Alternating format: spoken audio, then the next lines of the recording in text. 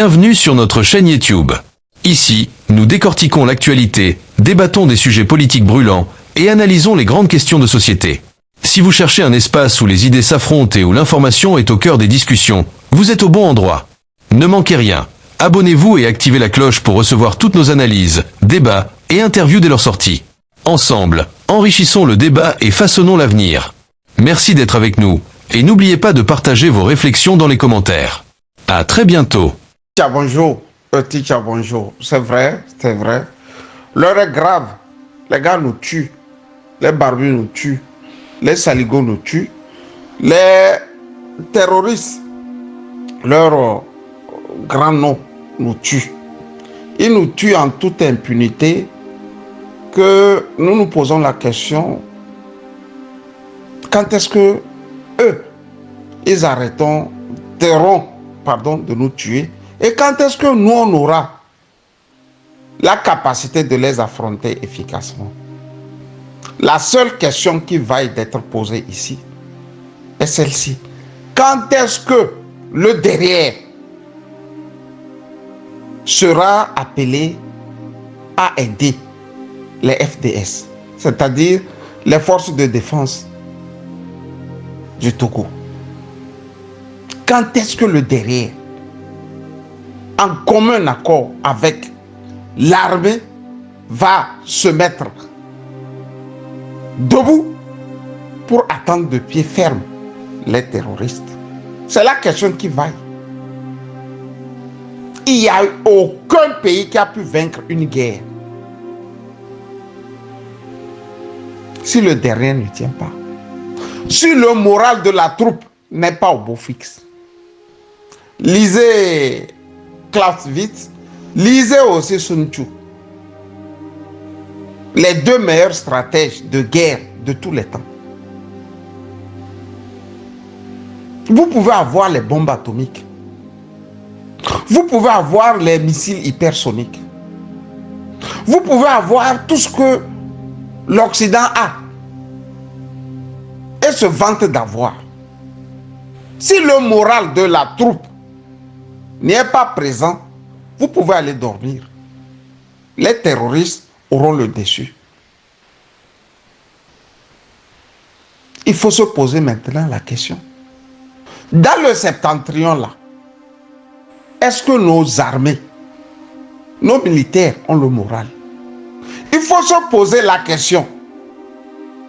Est-ce que Faure Gnassingbé a le derrière avec lui? Le derrière ici, c'est le peuple.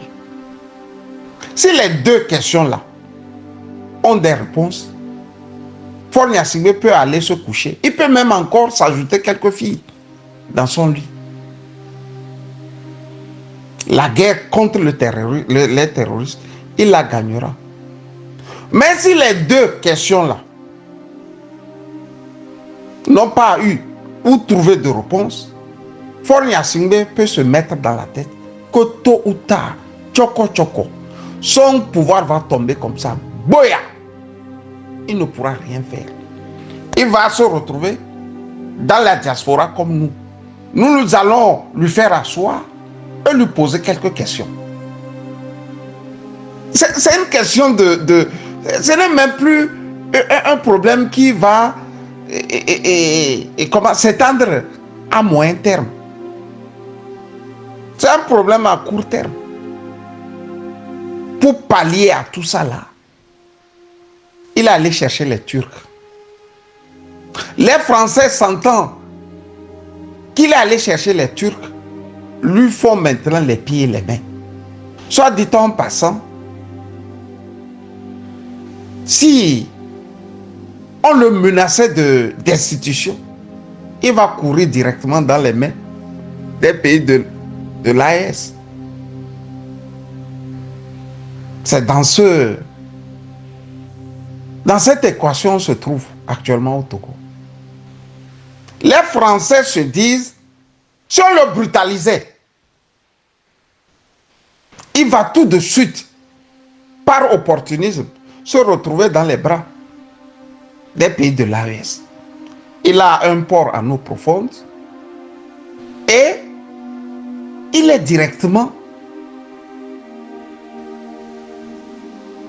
frontalier à un pays de l'AES. Ce qui veut dire qu'il y aura un continuum. Donc, les plans français se sont aplatis. Il a été même invité la fois dernière lors du débarquement en Bretagne. C'était les hôtes d'Emmanuel Macron, Faure Gnassingbé, Olengi, Paul Biya. C'est-à-dire, la France des droits de l'homme n'a pas vu ou cru inviter des démocrates. Elle a préféré des satrapes. Et ça ne choque personne. Ce n'est même pas de ça que nous allons parler. Ticha, tu sais. Le problème de Faure ici est qu'il ne veut pas nationaliser la guerre. Il ne veut pas nationaliser la guerre que nous livrent les terroristes. Mais quand tu nationalises une guerre, il y aura plusieurs papas à cette guerre.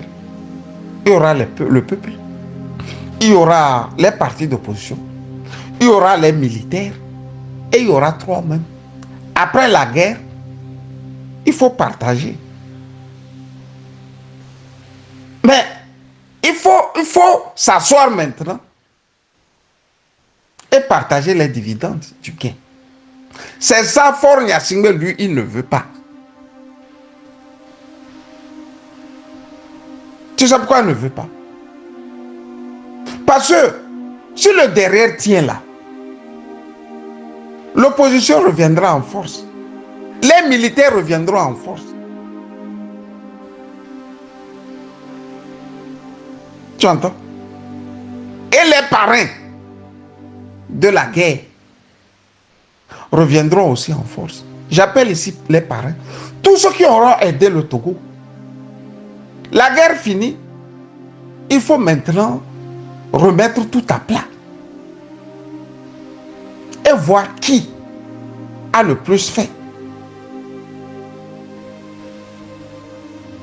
Faure ne veut pas se retrouver dans une situation de faiblesse extrême. Donc il tient la guerre entre ses mains. Oh, le garçon là, vraiment. Il tient la guerre entre ses mains. Il tient la guerre entre ses mains. Mais le problème du terrorisme, le Cameroun l'a connu. Paul Biya n'est pas un démocrate. C'est un dictateur patenté. Mais il a eu le génie de mettre le derrière, c'est-à-dire le peuple, derrière lui. Que vous alliez dans l'extrême ouest anglophone, le peuple s'est levé. Quand vous allez à Ngouandéré, dans le grand nord du Cameroun, où Boko Haram sévissait, le peuple s'est arrêté et levé. Mieux, c'est le peuple qui était devenu pratiquement le combattant. L'arme fatale contre Boko Haram. Question, Ticha, est-ce qu'actuellement chez nous là, ça peut se passer? Non, soyez sérieux. À la lutte dont vont les choses au Togo là. Si Boko Haram, si les voyous là, les barbus là descendent, il y aura des Togolais qui vont les cacher pour combattre nos militaires. Pour la simple raison que Faure n'a pas le derrière. C'est pour ça qu'il court vers les Turcs. Moi, je ne savais même pas. C'est le journaliste d'investigation, Thomas Dietrich, qui nous a dit ça. Il dit qu'il faut aller chercher les Turcs. Mais pour qu'une armée soit efficace, elle doit connaître le terrain. Qui connaît mieux le terrain au Togo que les Togolais? Tu ne parles pas de ce lézard Moba là, qui disait que lui, il est VDP. Il est assis dans une voiture dans les rues de Lomé et écrit que lui, là, il est VDP. Le MOBA ne trahit pas. Vous voyez le banditisme que Faure a inoculé à ces petits garçons-là. Je dis le banditisme. Il prend à témoin les valeurs du peuple MOBA. Soit dit en passant, le MOBA ne trahit pas. C'est pour ça que lui ne trahira jamais Faure Gnassingbé. Vous voyez? C'est-à-dire les valeurs d'un peuple se retrouvent dans le mental d'un petit lézard, un petit voyou, qui pense que ne pas trahir est le fait d'aller prendre des ordres et les mettre en application. Il n'a jamais pensé que ce pourquoi on ne doit pas trahir doit avoir un nom. Je reprends. Ce pourquoi on ne trahit pas, ce pourquoi on ne peut pas tuer, ce pourquoi on ne peut pas faire du mal, doit avoir un nom. Si c'est pour que Faure Gnassingbé soit au pouvoir, pour que lui ne trahisse pas, vous voyez comment l'imbécile, l'idiot, vient d'insulter tout le peuple MOBA. Ticha. Tu vois, non? Cette guerre entre le peuple togolais et les djihadistes, entendez par là les terroristes, parce que l'Occident au départ nous a dit que c'était des djihadistes, ce qui veut dire qu'ils voulaient islamiser encore un peuple déjà sous la coupole de l'islam. Ils ont appuyé les djihadistes, ça ne passait pas. On ne peut pas quand même dire à un musulman d'être encore musulman. Donc ils ont reconnu que c'est eux qui financent le terrorisme. Mais pourquoi dans certains pays comme le Mali, le Burkina, le Niger, le derrière tient, mais chez nous le derrière ne tient pas? Quand l'ennemi de l'extérieur vous attaque, même dans la famille, on fait ce qu'on appelle la paix des braves. Le vaincre et se mettre après à vous quereller. Faure Gnassingbé, lui, l'a tellement traumatisé son opposition, traumatisé le peuple togolais, qu'à la fin, il n'y a personne. Donc, il prend le feu là, il met ça sous son lit. Et puis, regarde, il met de l'eau un peu, il éteint, pour que ça n'enflamme, ça ne s'enflamme pas. Mais ça va s'enflammer fort. Il faut noter ça. Le terrorisme va chasser Faure du pouvoir. Parce qu'il y aura un moment, il arrivera un temps, il ne pourra plus gérer ça. Parce qu'il est tellement égoïste qu'il pense que mettre le problème du terrorisme sur la place du Togo est une forme pour lui de s'affaiblir.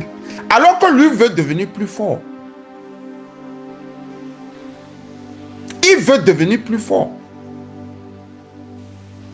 C'est pour ça qu'il cache ça. Dans quel pays on n'a jamais caché le terrorisme? Dans quel pays de ce monde on tue 8, on tue 20, on tue 10, on tue 2, on tue 4? Et le pays profond ne sait rien. C'est lui et ses militaires qui le savent. Si on n'avait pas quelques médias, curieusement même occidentaux, on ne saura jamais ce qui se passe au Togo. On ne saura jamais. Moi, si ce n'est pas Reuters, c'est l'AFP.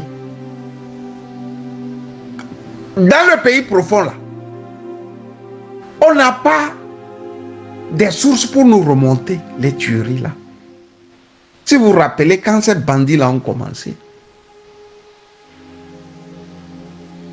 je faisais des sorties et je disais au millimètre près ce qui s'est passé. J'avais un monsieur là à Dapan. On m'a collé un matin un autre Moba, bizarrement, qui m'a appelé comme ça. Soit dit en passant, il devrait m'aider. Il devrait nous aider à dire aux Togolais ce qui se passe dans le septentrion. Et on m'a encore collé un troisième Moba. Lui s'est réveillé un matin et m'a dit que non. Le journaliste Guy et Luc Abaki veut mon numéro. J'ai dit, il n'y a pas de problème, c'est un confrère. Vous savez celui qui m'a écrit finalement? C'est Madame Nyakade Fort Nyasingbe qui m'a écrit pour me menacer. Et c'était la fin du haricot. Vous voyez, non? Comment les Togolais sont. Vous voyez, non? Depuis ce temps, moi, j'ai plus confiance du côté de Tapaon, du côté du septentrion, pour avoir des gens qui vont remonter tout ce qui se passe. Mieux, quand ils m'écrivent, je ne réponds plus. Pas, tu ne sais plus qui est qui. Voilà comment ils luttent contre le djihadisme, disent ces gens-là. Voilà comment ils luttent contre le terrorisme.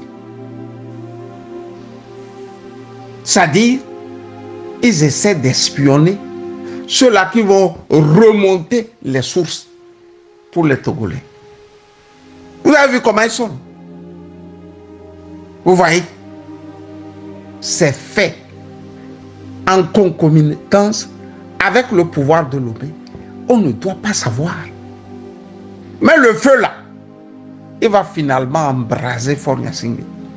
Je vous le dis, tchoko tchoko. Fort Nyasingbe ne va pas s'échapper. Le terrorisme là qu'il veut cacher entre ces pantalons là, sinon ces petits pantalons, vous allez voir. Blaise Compaoré et Djibril Bassolé en ont fait. Ils en ont même fait un fonds de commerce avec après. Parce que c'est eux qui traitaient bien les djihadistes, qui traumatisaient le Mali, le Niger. Soit dit en passant, ils peuvent cacher ça au Burkina, se faire des sous avec. Vous avez vu la fin, non? Fort Nyasingbe, le terrorisme va le faire partir du Togo. Il va arriver en Europe ici comme demandeur d'asile. Et nous, on va le faire asseoir. On va poser des questions à Fort Nyasingbe. C'est toi ça? C'est toi qui nous maltraitais. C'est toi qui maltraitais le peuple togolais. Quand j'ai dit ça, j'ai voulu dire à toutes et à tous, bon début de semaine, Camus Sali.